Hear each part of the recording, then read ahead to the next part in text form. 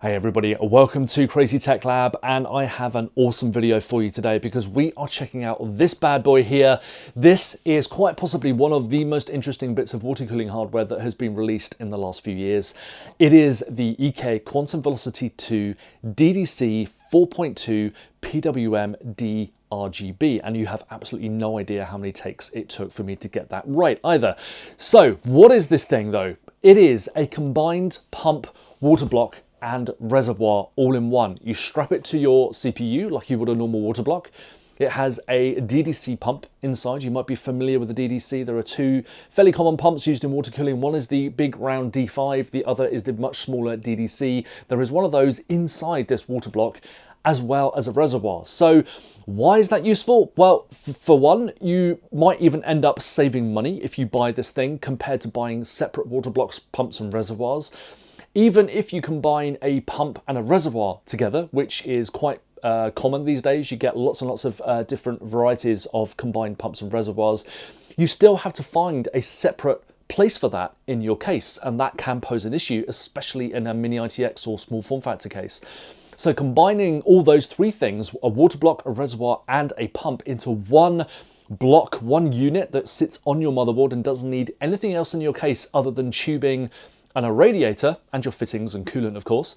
But if you remove the water block, the pump and the reservoir from all of that equation and just put it into one unit that sits on your motherboard, that's quite interesting. So there are some other examples of these out there, but this is the first time I've seen a large reservoir with a large water block and a DDC pump all in one unit, and there are multiple inlets and outlets as well as the usual EK build quality. So I'm super interested to look at this this thing today. So we're going to be doing a bit of a teardown and unboxing, seeing what you actually get inside, how it fits to your your motherboard, and also we'll be looking at a recent build that I did where I used this thing for exactly that reason, to water cool a PC that was otherwise going to be very difficult to water cool. So if you are interested in a combined pump, water block and reservoir, especially for your small form factor build, then this is the video for you today. And it's been a long time coming. I've had this thing for a while, but I've finally got to grips with it, and it does have a few niggles as well. There are a few things that I would like to see improve with it, but overall it is pretty awesome. So don't forget to subscribe to my channel. It means a lot to have your support. And don't forget to like and comment on this video as well. It always helps, just punch me up the algorithm and gets me noticed. And if you do subscribe, don't forget to turn on those notifications so you are notified when I upload a new video. So we will be doing an unboxing first, checking it out, and then we'll be doing a bit of a dismantle to see what the thing actually looks like and how it is assembled together. We'll then be looking at a recent build that I did, how to install it, and coming to some conclusions at the end. And if you want to buy this thing, you can see the buy link in the description below, as well as a whole load of other very interesting links that you will more than likely want to check out on my channel. So let's crack on. So here we are with a recent Master NR200P build I did, and as you can see, we've got the water block installed here on an MSI Z790i Edge Wi-Fi motherboard. So it fits that one as well as the Asus Z690 board that we looked at earlier. So we've got the stock blanking plug that comes with the block here, but I actually swapped those out for EK's micro fittings plugs here. They look so much better when attached to the water block, and I strongly suggest you do the same. The only downside is that once they are installed, they do poke up above the top of the pump a fair amount. But what you can do is use some of Alphacool's in-fitting blanking plugs. So these kind of screw right into the threads. The only downside is you need to use some PTFE tape on these things to actually seal the threads and stop it leaking. So make sure you do that first, wrap it around the threads on the port blanking plug, and then as you can see here, it actually screws right into the threads, and you don't need to have any extra height clearance above the pump and water block. Okay, so here we are with the unboxing of the EK Quantum Velocity 2 DDC 4.2 PWM D-RGB then, and I hope I never have to say that again. But we're going to take a look at what you actually get inside the box. It's a pretty simple affair for reasons we'll get to in a minute. And we're just going to have a look, see what you get in the box, how easy it is to install, and then we will see if we can dismantle this thing and see what's actually inside. So it's a pretty big unit. It's very heavy. Potentially going to be a bit of an issue if you've already got your motherboard installed in the case and you're trying to install it through the motherboard or CPU area cutout on the back of the motherboard, or back of your case, just simply due to the weight that you're going to have to hold up. It is very, very heavy. Reasonably tall as well, as you can see here. We'll look at the dimensions and stuff in a second and compare it to other things such as a low profile cooler and also against the standard EKWB Quantum Velocity 2 block.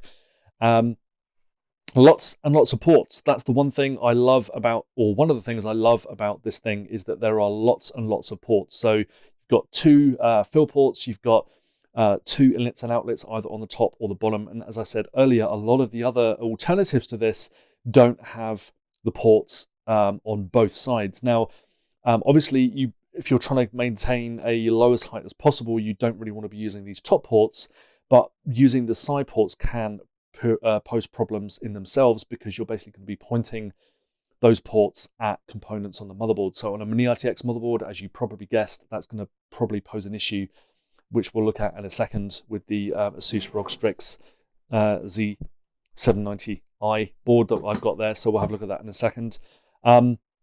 You do have the option of using EK's micro fittings, and I've done that in a previous build and actually managed to squeeze this thing into a very, very tight space using the angled micro fittings from EK in the top there. So they only add about sort of 12 or 13 millimeters on top of that. So it's still a pretty compact unit.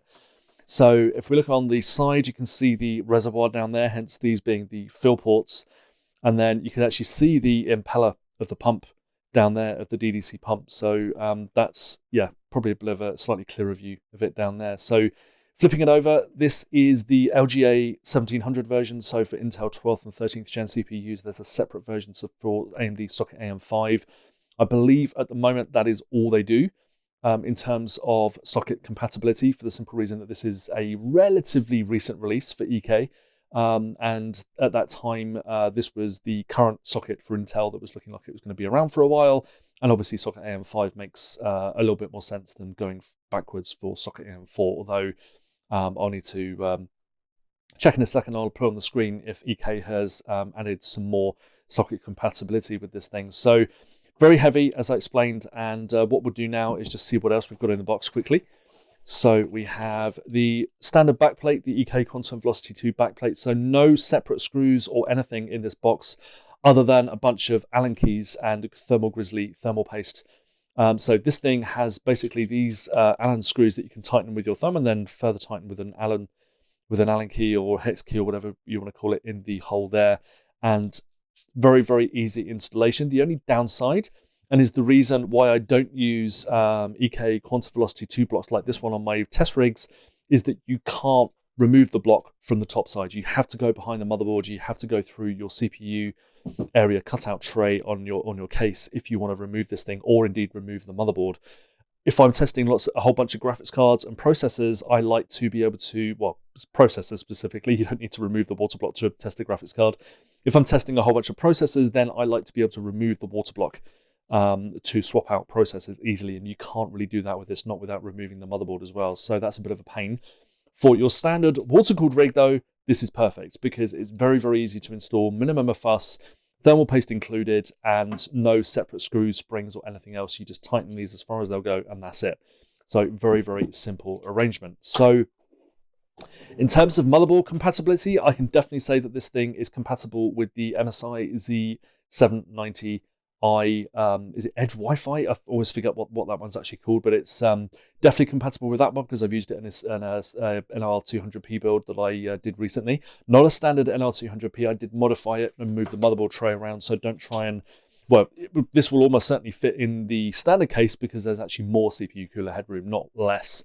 But I designed it that way to fit two 280mm radiators in there. So as we can see here, just about wiggling it down to go through those socket holes on the Asus Z790i. And as you can see, we've got proper clearance with the screws coming through all those holes. So a definite win for this one. Now, if we put it up, I think I've just lost the M.2 heatsink. I'll just leave that over there because I was messing around with that earlier. So nothing too difficult to look at here, but what I wanted to look at is memory compatibility. So obviously, as you can see here, we've got full access to both of those slots, which is great news. Now, the memory height, I'm actually going to measure for you guys and put it up on the screen now. You are going to need probably some of the smaller modules out there. Standard height modules, obviously loads more room. You can probably fit some Corsair Vengeance in there as well, but probably Corsair Dominator and that kind of stuff might be too tall. So what we'll do now is just quickly go and grab some, and I'll be back on the video so we can just try out a few of the popular modules out there. So we have a few memory modules to look at first, and we're going to install each of these one by one to see how they fit on the motherboard if you want to use these side ports and whether or not you've got enough space. So we'll start with the Kingston Fury Beast DDR5. So that's the smallest module I think that Kingston offers in the DDR5 sort of overclocking range or overclocked range of memory. So super fast.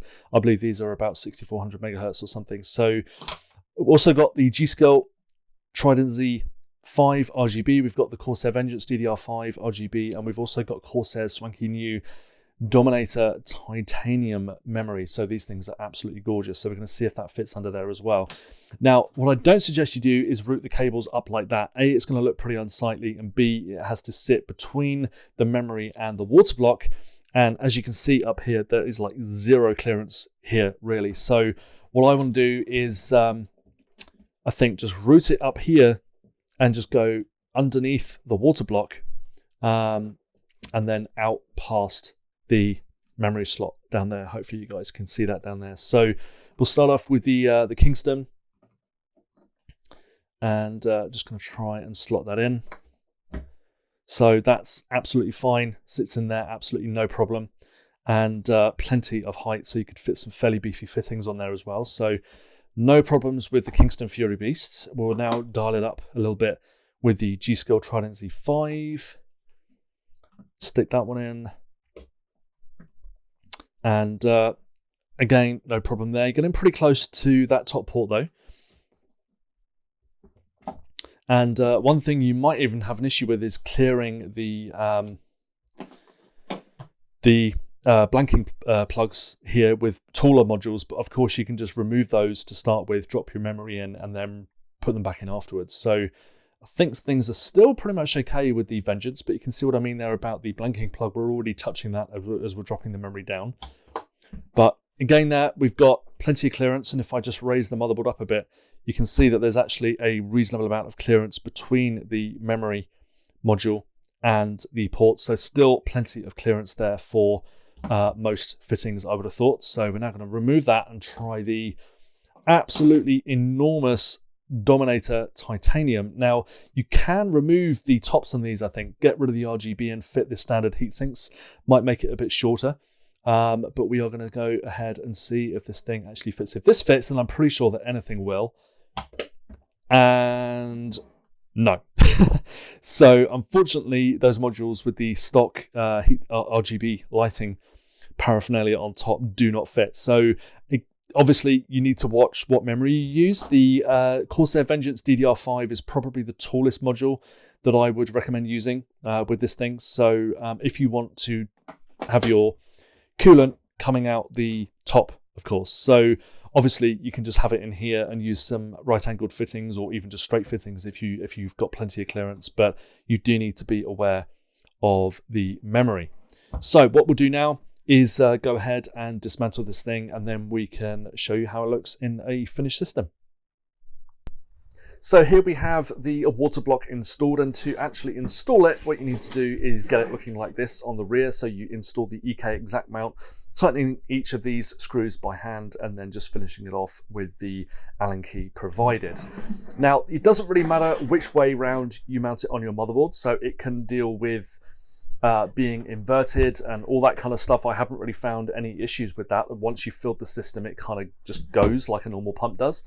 And the reservoir is pretty small as well. So the only issue I did have is actually getting coolant into the pump and pushing it around the circuit. So filling the loop basically. Now, each of these ports around the sides is basically the same, either on the top or on the top face. So this is the fill port here. You can use either one as a fill port.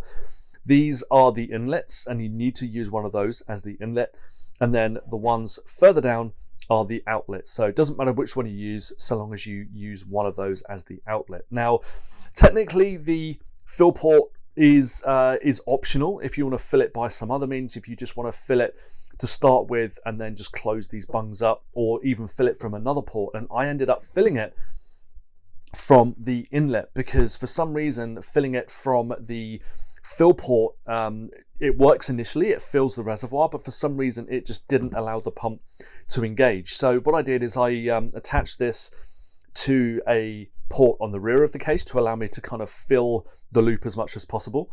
Then I added more coolant to this tube here, and I actually blew on this to force more coolant into the inlet, and then that allowed the pump to engage, and eventually the coolant started flowing around the loop. But there's nothing I could do, no orientation of the PC or this water block to actually get the coolant moving without doing this. So just be aware of that, and thankfully it is possible no matter what inlet you use, because if you use this one for your loop, you can just detach this one here and then use that to blow the coolant through.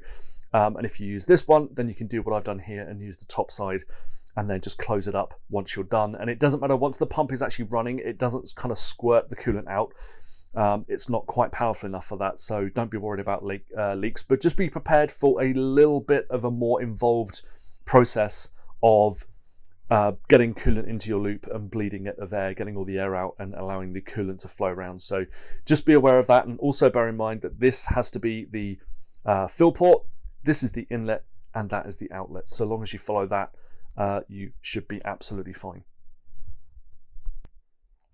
So I thought it'd be fun to actually have a look inside this thing and see what we've actually got. So at the base, we've got the contact plate, the actual part of the water block that sits on top of your processor. Got some nice micro fins in there, so it should get pretty good cooling. And then we've got the LGA 1700 base plate here, and that just attaches to the bottom of this thing, which sits on the bottom of the whole unit. And this is what the contact plate attaches to down there like that. And you can see how the EK exact mount actually works in this thing. So you've got 4 sprung screws, so the exact mount basically attaches from the rear side of your motherboard like so. So it's a kind of interesting design with O-rings and that kind of stuff. You also get an insert for LGA 700 as well. I'm guessing that's been optimized for Intel's 12th, 13th and 14th gen CPUs. There might well be a similar design in the AMD section as well. And if we have a look over here, we can see the RGB lighting strip.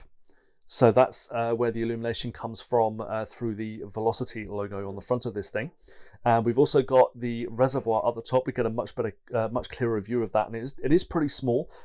So I'm not surprised that it has a little bit of trouble kind of engaging itself and providing enough sort of downward pressure. Normally reservoirs rely on gravity and just the pressure of the coolant at the bottom of the reservoir to actually feed the pump, but there's not quite enough of that going on in this case, I feel. So even if you have the water block or the pump water block reservoir combo set up like this, it's still not enough to get that coolant down into the pump, and filling it just continually through the inlet just wasn't enough. So that's why I had to use this, which bolted on the side like that. So that goes into the inlet port down here, and that was enough. By blowing on that and forcing more coolant in there, that would force coolant into the reservoir and down into the pump. So that's kind of what was going on there. So it's like the inlet seems to be feeding the actual reservoir rather than feeding the pump. So that's why you kind of have to force it along, force more coolant into the reservoir and then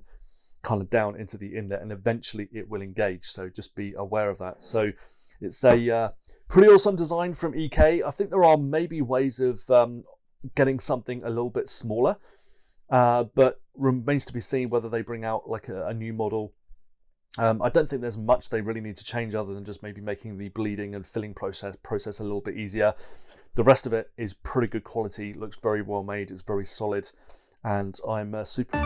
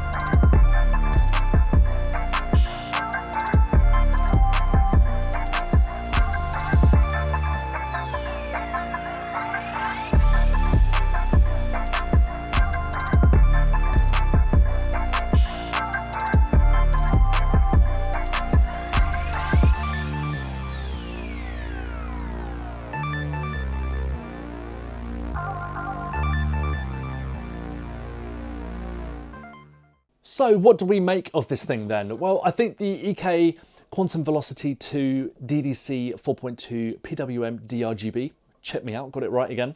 I think this thing is pretty awesome. There aren't too many other examples of this out there. AlphaCool does a similar unit that's a fair bit cheaper, but it doesn't really include a proper reservoir. You still have to fill the thing using a separate tube. There is a port on there that you can kind of fill your loop, but it doesn't have a DDC pump, so the flow rate is pretty low, and I wouldn't really want to rely on it cooling much more than my processor. Potentially a graphics card, but I just don't think it's going to fare too well once you start talking large radiators and that kind of thing. So the benefit that this unit has is that it has a proper DDC pump in there, so there is plenty of power to go around. The other benefit that this has is this is undoubtedly the best looking combined pump and water block out there. There's pump, water block and reservoir, shouldn't forget that. I also like the fact that it has numerous ports on here. The one downside with a lot of the other ones, I think the Barrow one included, is that they don't have multiple inlets and outlets. And the AlphaCool one, especially the Ice Bear LT, that one proved a real problem in a recent build that I did where I water cooled an NZXT V1, or H1 version 1 and version 2 I was looking at, and basically the fact that the ports were only on the edges of the combined pump, water block and reservoir meant that it didn't fit on a lot of motherboards, and even when I did, it proved to be very, very difficult to install. I had to hack and slash at the motherboard to actually get that thing to fit. The benefit here is that you have an inlet and outlet on the top of the block as well, and combined with EK's micro fittings, that means that you're not looking at a lot of extra space, and the fact that this thing is quite a bit taller than that thing as well, the AlphaCool and the Barrow examples, it means that these ports on the top here as well, they do kind of clear a lot of other components that those blocks might not. So the height is possibly going to be an issue in a few cases. You're looking at a fairly high unit here that is potentially taller than some low profile heatsinks out there. So that's potentially going to be an issue in some of the much smaller cases. I'd argue that you probably can't water cool a lot of those cases without significant modding anyway. But the main issue really for me was how difficult it was to actually fill and bleed the system. So for some reason, it just proved particularly difficult to do that, whatever orientation, whatever port I used to actually fill it. And you do need to kind of blow in there and just blow, kind of force the coolant through, get a bit of short tubing, just blow it through in there rather than just having a simple fill port on your PC, which I'd made on that build that we saw earlier.